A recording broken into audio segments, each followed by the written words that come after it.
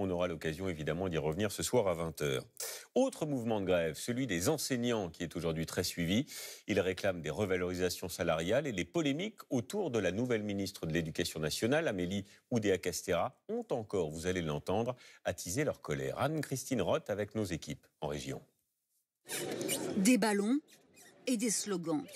À Calais ce matin, ces enseignants se sont rassemblés devant la sous-préfecture pour exprimer leur colère. Ces projets, ce sont notamment les groupes de niveau sans moyens supplémentaires selon les syndicats. Un point de crispation comme ici à Dives-sur-Mer, dans le Calvados. Petit à petit, on voit nos moyens réduire, nos classes gonfler, avec des effectifs de 30, 31 élèves prévus l'année prochaine en 5e, ce qui nous semble aberrant. Dans ce collège, la quasi-totalité des enseignants est en grève, soutenue par des parents d'élèves. On nous dit un prof face à chaque élève, on n'a pas de prof de latin depuis la rentrée. Plus de moyens, une revalorisation salariale. Partout en France, les mêmes revendications.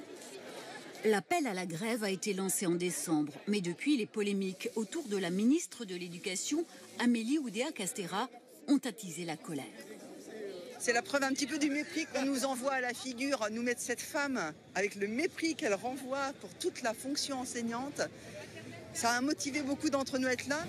Même exaspération à Montauban.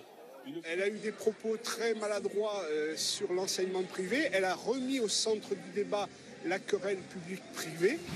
Une mobilisation en forme d'avertissement à la ministre de l'Éducation, avec 20% de grévistes selon le ministère et jusqu'à 47% selon les syndicats.